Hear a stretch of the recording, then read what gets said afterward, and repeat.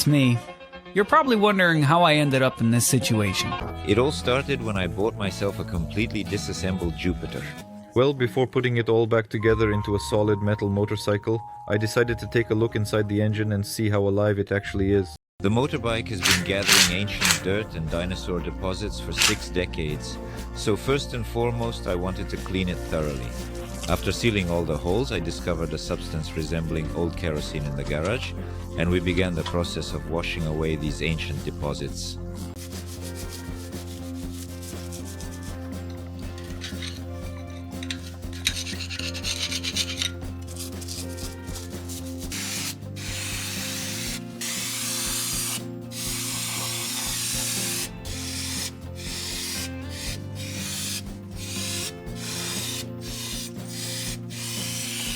And it's time to clean the intake, specifically the air filter. Over the years of use, a large amount of hellish mazout, primer, sand and gravel have accumulated in it. In general, a big cleaning was ahead.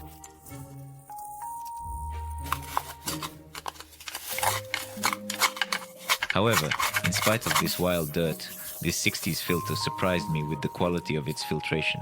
Look, this is the internal component that goes into the engine. She is nearly clean. Considering that the outer part, which takes in air from the street, looks simply like a wild sandbox, cluttered with dirt, sand, and soil. So with its function, this filter copes really well.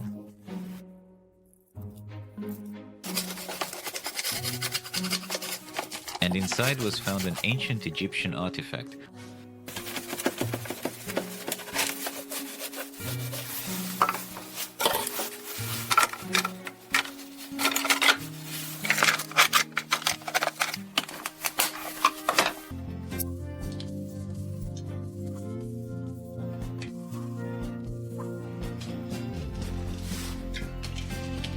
Naturally, the inner surface of the cylinders also underwent meticulous machining, so I sent them for boring and see how it looks at this moment.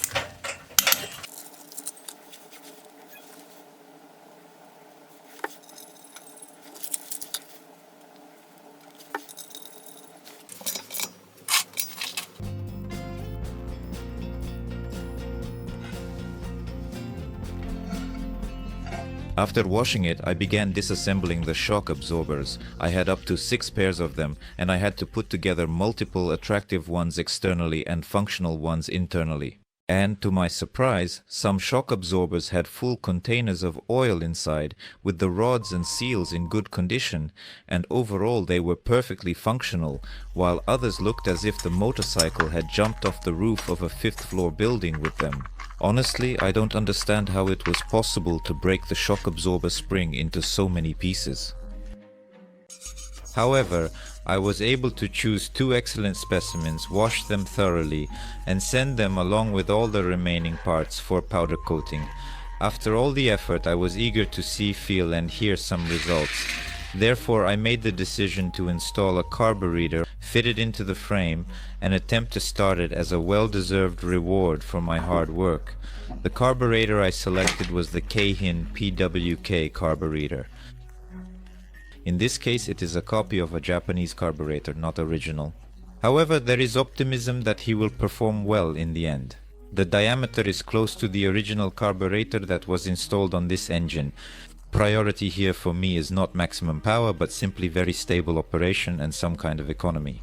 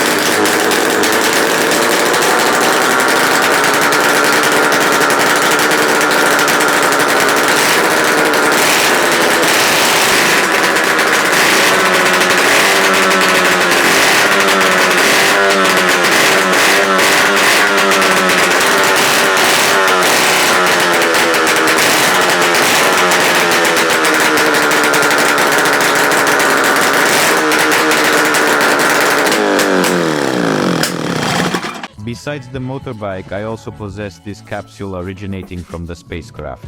Cradle or stroller or sidecar, call it whatever you want. And her turn came. Unfortunately, the cradles from these old figs are often in such a condition. However, I believed it is not an issue. We will easily process it.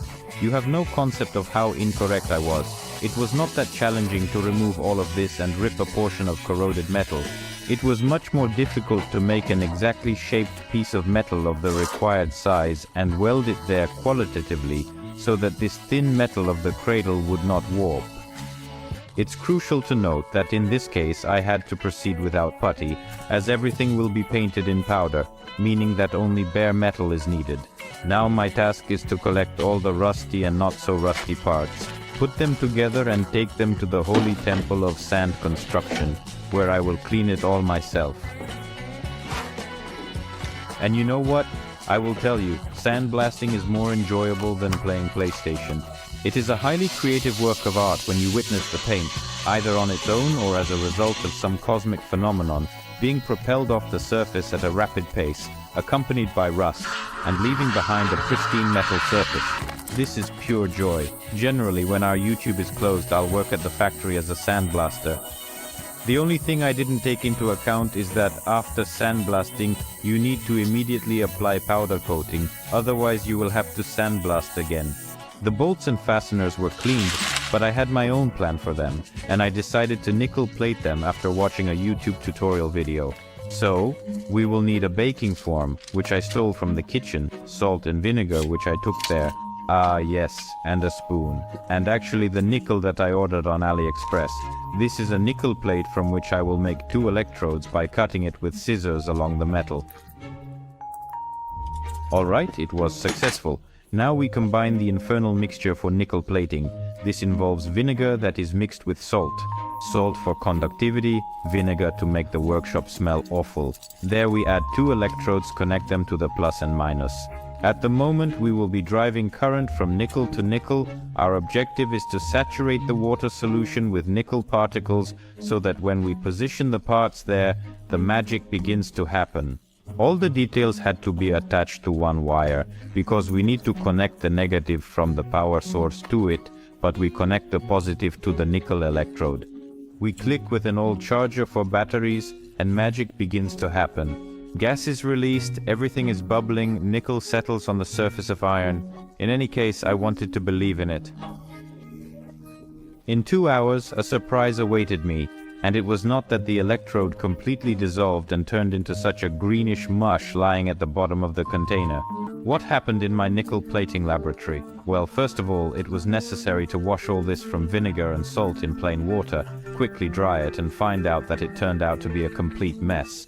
The details were not completely galvanized, somewhere there was some light yellow coating, but overall the result is just nonsense. It's amazing how this could happen. Nevertheless, the best thing I could do in this situation was to go to a real galvanizing production and have these parts galvanized properly at a normal factory. And look at the result now. I ordered a yellowish zinc. Since many bolts for this motorcycle originally came in this color, I'm not sure if these parts were supposed to be yellow, but since everything is being done in one color, I thought why not? I was very pleased with the outcome. It all looked absolutely amazing and exceeded my expectations in every way. Imagine the coolness of assembling a repainted motorcycle with updated fasteners and bolts for an enhanced riding experience. And with the pipes, I decided differently. I decided that I would restore them. For this, armed again with life hacks from YouTube, thought a little myself, and look, we will need a metal sponge or metal wool. It is sold in detailing stores or can be ordered on the internet. Of course, a UD40, where without it, a screwdriver and a polishing attachment, as well as a polishing pasta, and one more important thing, a means for cleaning glass fireplaces from soot. We cover all the pipes with it and let it rest for a short period of time. However, we then proceed to thoroughly clean all the soot and rust using this specially formulated fireplace cleaner. Then take a fresh sponge and WD-40 comes into play, and we continue to stubbornly scrape off all the remnants of rust, soot, and everything else we don't need with the pipe. It turns out that there is indeed a slightly matte surface. After that, we securely fix the component in a vise and make use of a polishing paste and a screwdriver attachment to meticulously bring the surface to a pretty decent and pleasingly shiny appearance. I would say the entire procedure took me approximately a couple of hours. It was not a long duration considering the outcome, do you agree? Certainly the pipes are not new, but they already look simply chic from a distance of 2 or 3 meters. In principle, this completely suits me. I can't wait to put all this on the assembled motorcycle, but the crankcase covers look so-so, all battered with boots, dirty, dark.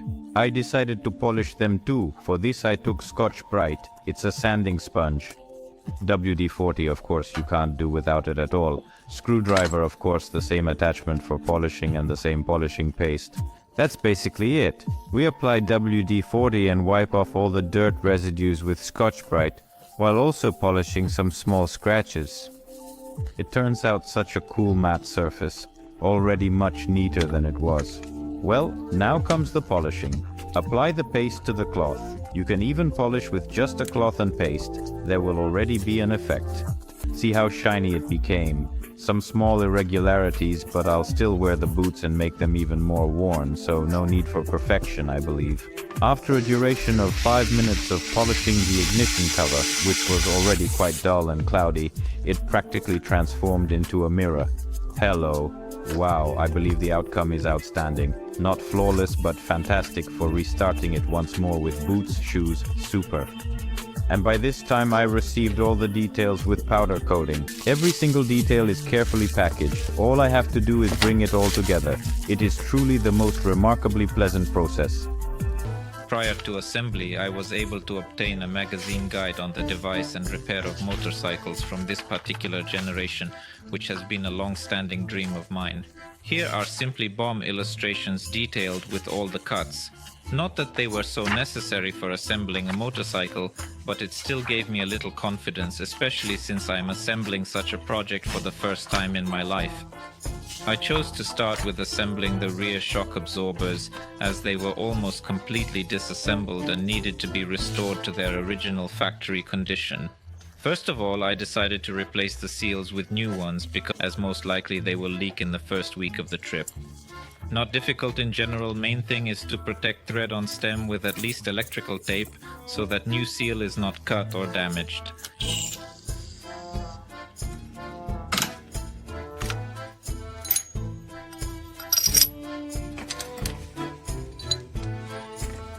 Well, then I partially collected it from memory, partially from pictures in the book, filled it with oil from the sole, so that the excess just poured out and sealed it all nicely with a key, ensuring a secure and complete closure. As the not very wise pulling test showed, the hydraulics work quite tolerably, so it was possible to continue assembling, installing springs and a decorative chrome part, not forgetting the felt dust boots. There will probably be a lot of such comments here, but in fact they used to make shock absorbers well and qualitatively before 50 years ago, and they are still alive and can be disassembled, assembled and serviced without any problems. Once shock absorbers are ready, you can install rear swing arm on frame.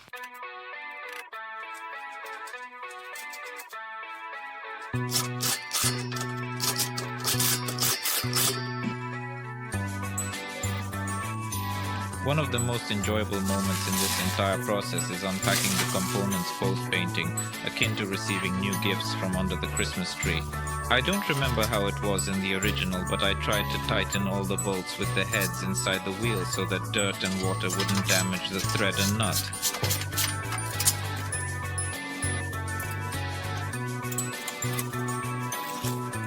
A very elegant design of tightening the lower bolt of the rear shock absorbers with another small bolt. That is to say, the reliability increases by an additional 50%. In the event that one bolt becomes loose, there is already a potential risk that the second one will become loose as well, further compromising the overall reliability of the system. The upper bolts are counteracted by an extra nut. Not sure if it was like that at the factory, but somehow I managed to do it that way. The rear suspension is constructed which signifies that it is the appropriate moment to construct the front suspension, ensuring that all components are properly assembled for optimal performance and safety during operation. Something similar to that, only initially you had to press the clip and then place it on.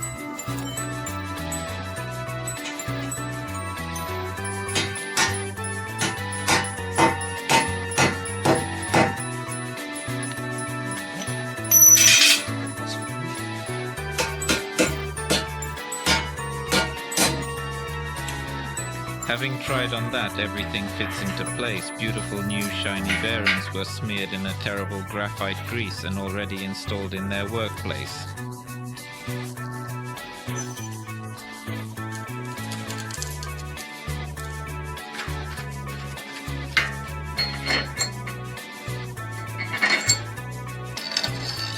By the way, the book was useful in this situation as I couldn't recall exactly how to assemble the steering damper, placing all these small parts in the right order, but it's easy to do with the help of the picture.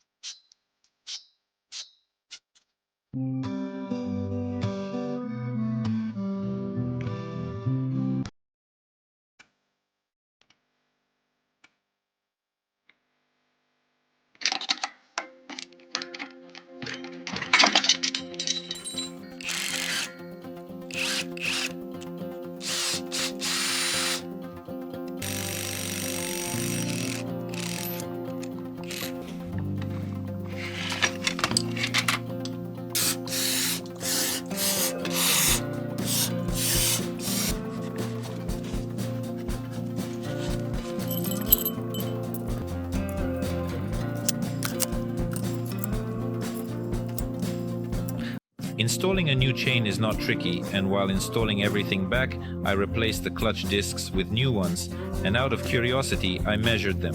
There was virtually no distinction in thickness, but there were significant variations in the width of these protruding edges of their outer circumference, with which they are inserted into a metal basket container. They have diminished in a noticeable manner. I was extremely satisfied that the collection I possessed was a suitable fit. He was exactly what was needed in terms of both quantity and size of the discs, and because before that I encountered different options.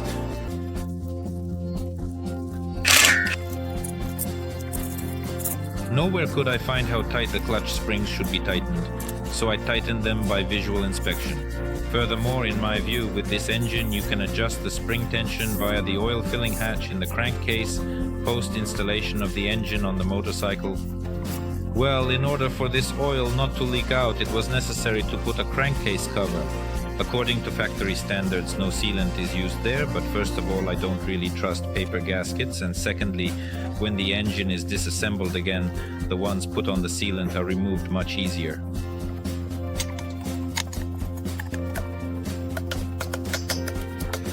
And put everything on absolutely new, and also, in my opinion, original bolts. Everything was fine for people in those glorious 60s, but they didn't have power drills, and I feel a little sorry for them. After installation, I trimmed the gasket to fit the crankcase so that nothing sticks out anywhere. Certainly, I have always been astonished at the location of the oil filler neck for these particular engines. She is on the side under the IZH emblem. To install the engine, it's desirable that the motorcycle is already on wheels. But before installing the wheels into the frame, I'd like to measure and adjust their geometry a little in some places. The tiny wrench was not very effective in dealing with the ancient rusty spokes. It began to bend and slip, therefore I had to fashion a custom tool from a broken chisel.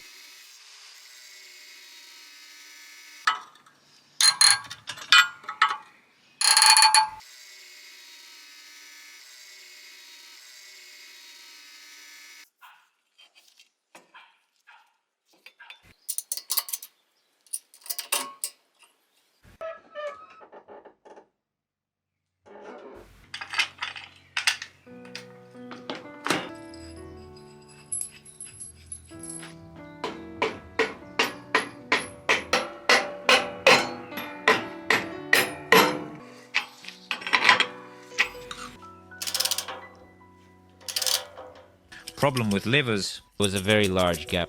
I made the decision to fix it in some way. I simply cut out the bushing from the aluminum tube and inserted it. Then I found the necessary bolts, nuts, washers, and all preparations had been made for the engine installation, although the engine itself was not yet ready. I required to make adjustments to the intake pans because I intended to install a different carburetor on it. I remove and install the original trousers from a slightly later version, which should fit perfectly with my brand new carburetor. Having installed the gasket, which by the way looks like a bandage of Ninja Turtles, I discovered that the windows of the cylinders are slightly different in shape, and that the right cylinder clearly needs a little refinement with a drill. Apparently the cylinders on this motorcycle originated from different batches. Although they are completely identical on the outside, for some unknown reason their intake windows are cast slightly differently and have a distinct appearance. But I fixed this roughness.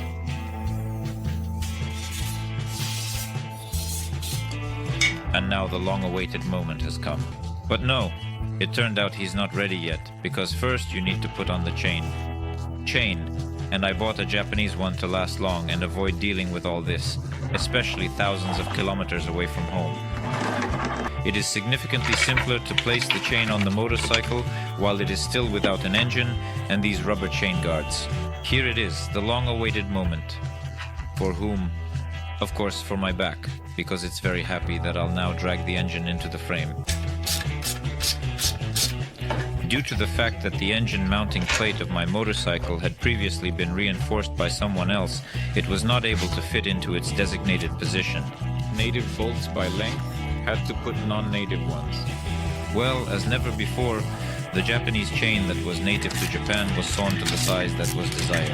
And the drive sprocket is installed, of course, also brand new. And now I will show you one of the many frames from the entire shooting. That's how it happens in most cases. The only thing is, none of this gets into the montage. Well then, silencers, rockets. Originally, this motorcycle had painted mufflers, the ones that were also used on the IZH-56. However, I like these chrome ones, even though I managed to find them in less than ideal condition. Perhaps it is even advantageous, as it's the lowest part of the motorcycle that always catches stones, curbs, and dirt. In general, I won't feel so sorry to beat up imperfect mufflers on a long journey, rather than if they were re-chromed. Well, now you can install this highly praised electronic ignition system from the Czech Republic. It can be installed with ease. The main point in all of this is to actually find and identify the precise moment in time. Ignition timing. That is when the piston has not reached the top dead center, approximately as the manual indicates 2.62 millimeters. Wow, what an impressive spread. However, I decided to take a smaller portion from it because I subtracted that later ignition is actually better than earlier ignition. Less engine heating. In my case, it appears most relevant to me.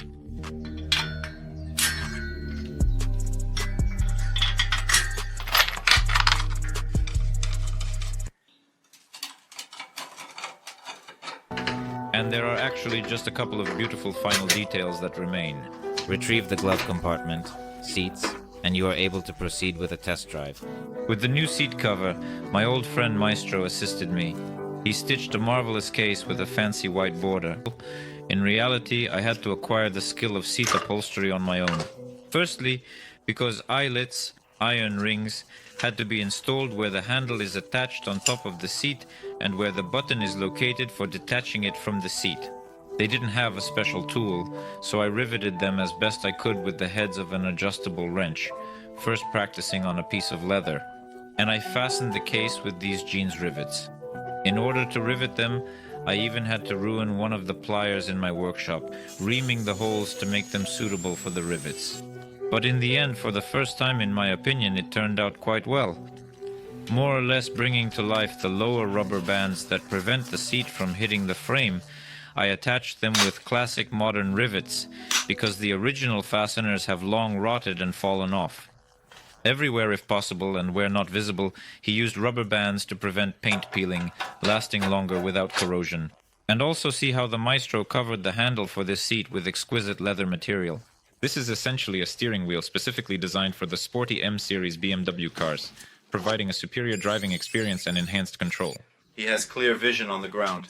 I appreciate these EJ models for their low height. Despite the absence of a saddle, he resembles a lowrider. You are essentially sitting on the ground. Now you need to install the tank, fill it with fuel, complete the gas handle, and that is all you need to do. You have the option to perform initial mechanical tests to assess the movement characteristics of this object. Said, done. The tank is installed in place, a rubber pad is placed to prevent scratching, the bolts are tightened. Rubber bands and side pads were not forgotten either, and the fuel line was also installed in its place. The first drops of gasoline into a dry tank, it is still completely dry. And I also like how the throttle is implemented in these retro models. Yes, it works poorly, yes, it's a hassle to change the cables, but at the same time, how aesthetically pleasing it looks when the cable goes inside the handlebar, aesthetically pleasing to the maximum. And then I sat down to draw a new electrical wiring diagram, and all the wiring was in very poor condition, so I decided to redo it, adhering as closely as possible to the original colors in the scheme. Well, naturally, to the extent feasible from the wires that can be located in the garage.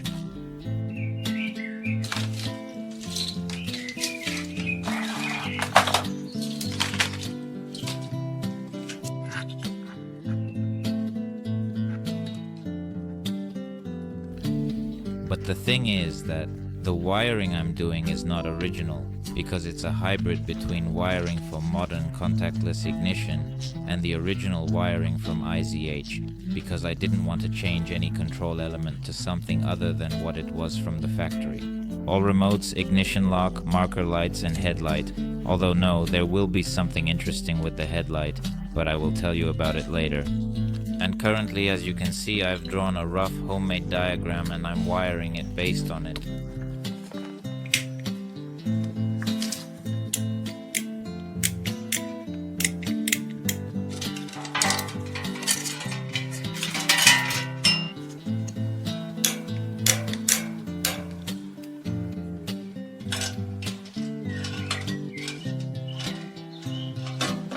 After inspecting the rear brake, I was pleasantly surprised to find that it is in working condition. And the only thing I couldn't actually locate from that particular period is collars, like those made of iron, which were used as restraints. In some places it is extremely challenging to locate them for purchase, so I display everything on contemporary white pedestals. A little tired of the wires, I decided to leave the lighting for later and deal with the stroller. The stroller still needed to be assembled and installed in its designated place. All of the details were meticulously powder coated to ensure a flawless finish. Certain areas that required to be left unpainted were protected from powder, while others were not, and had to be cleaned prior to the installation of the parts.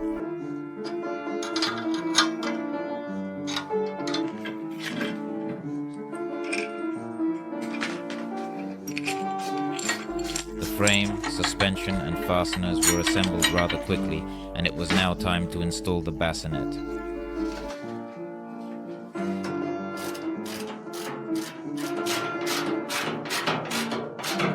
And then the most pleasant part awaited us, installing a new chrome, during which you can already see how the stroller acquires its decorative appearance.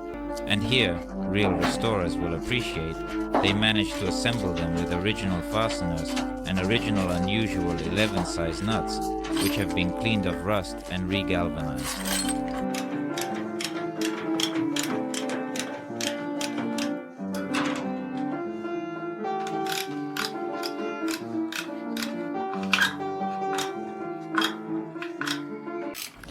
But let's take a break from the cradle and move on to the motorcycle headlight. In the original, she has a headlight with a 6-volt bulb. These lamps are extremely difficult to find. And to top it all off, the motorcycle system. I changed to 12 volts. So, the best option was to replace... No, not the whole headlight, just the glass and the reflecting element. I've been searching for a suitable one for quite a long time. An element that can be borrowed from another motorcycle or somewhere else. I found such a headlight for a chopper, from which I only needed the glass. A piece of wiring, an H4 bulb, which can be bought at any gas station.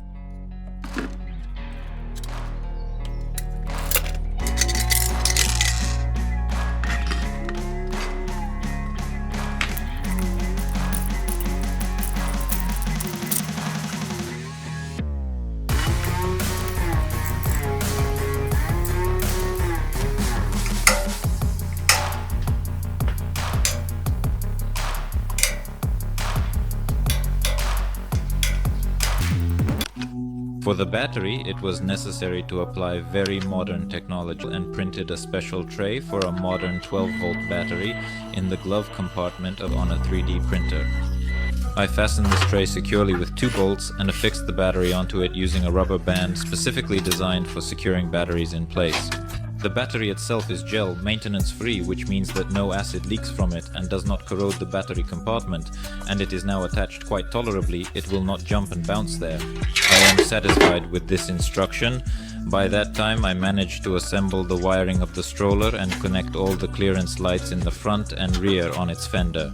The last check before installation, the size is working, and then I installed a wheel on the stroller. Like the rest of the wheels on the motorcycle, it is chrome plated. Fixed the nut properly with a cotter pin. The front part is ready. It remains to install the rear stop light and marker, which the wiring passes through the saddle. Well, what's next? Next we put the stroller. Check with the book. There is a short installation instruction and a camber caster angle. After some adjustment, everything fell into place, and the motorcycle touched the ground for the first time on all 3 wheels.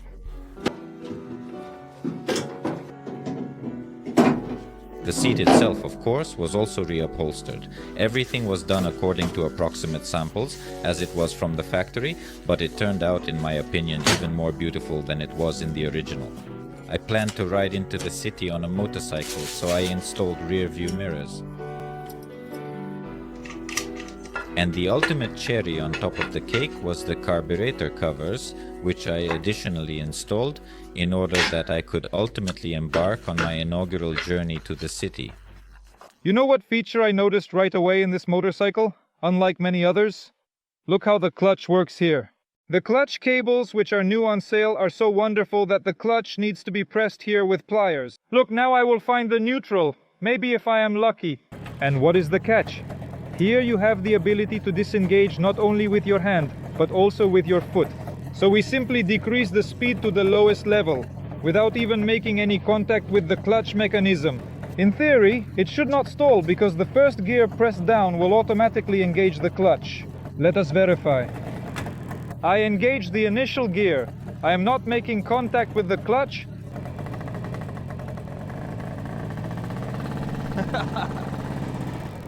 Oh yes. In general, I need to practice a bit more, but I really like this foot clutch control. It's a cool thing. Here we have a footrest. Look, now it is in the position for individuals with short legs. I will adjust it for myself like this. At this moment, my feet perfectly fit in this place. Listen, very comfy and convenient. Much more convenient than just sitting on a motorcycle. And you have the sensation that you are in the cockpit of a World War II fighter aircraft. I'm curious myself to see what this motorcycle is capable of. Now he must test himself on a real forest off-road. In this instance, I have already entered soft sand.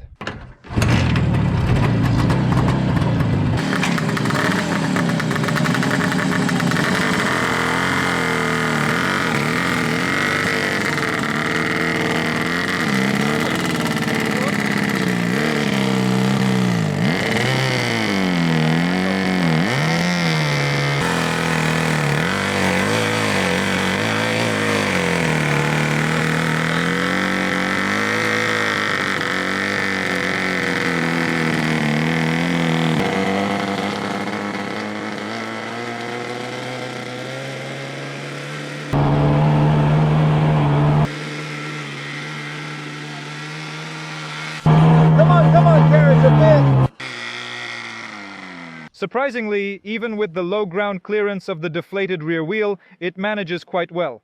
It has not gotten stuck so far, but I have discovered a more substantial lift for it, which could be interesting. I will attempt to climb there at this moment.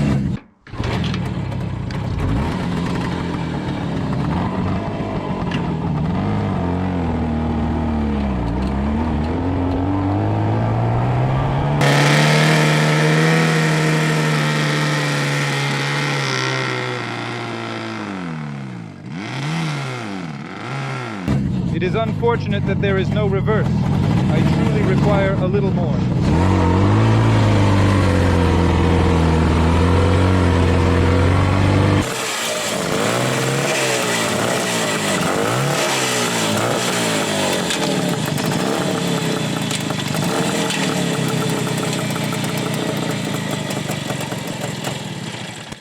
Now it looks like we have problems.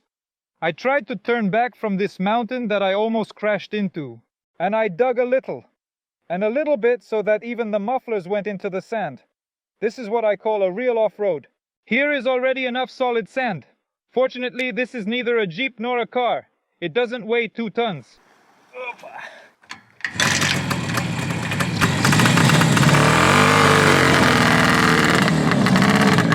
This obstacle can be considered as conquered. Need to find something else.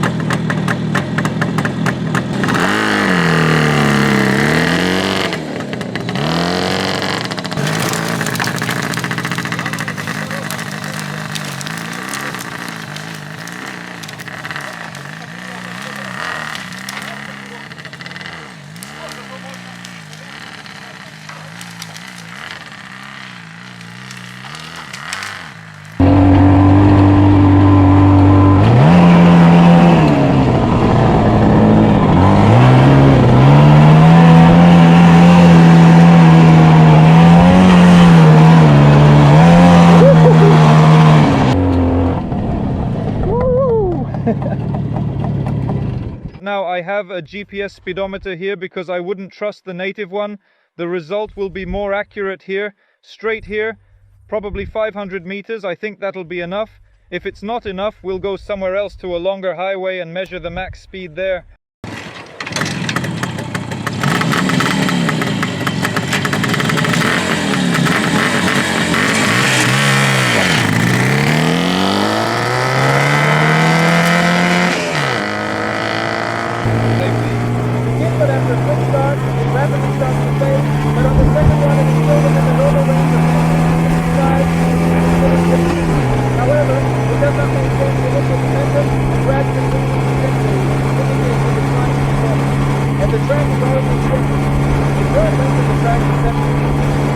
In general, I would not trust his brakes, of course, due to their unreliability and lack of maintenance.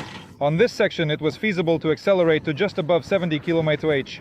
We need an extended highway. Here we have a longer highway. One of the downsides is that there are many cars on it. But on the other hand, there are a few kilometers here to extract all the juice.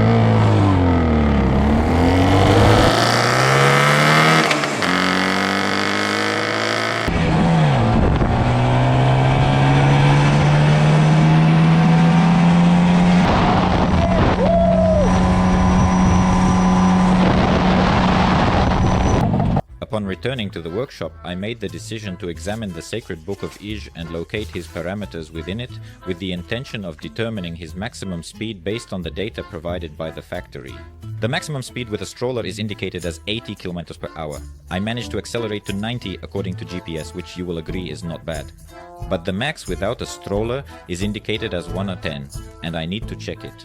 To remove the sidecar from the motorcycle, I devised a special device to assist me in moving it without issues in the detached state, preventing damage during removal and enabling convenient storage.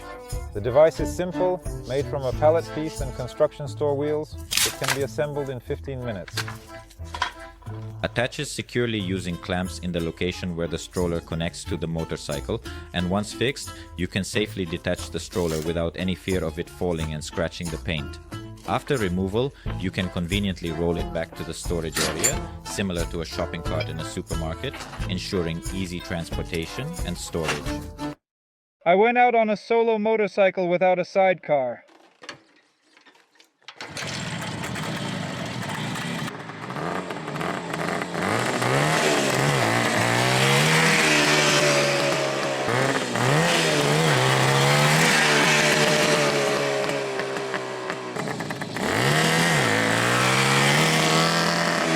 Let's measure the maximum. My maximum speed is 90.9 km/h, marked here for reference. It was on this motorcycle with a sidecar.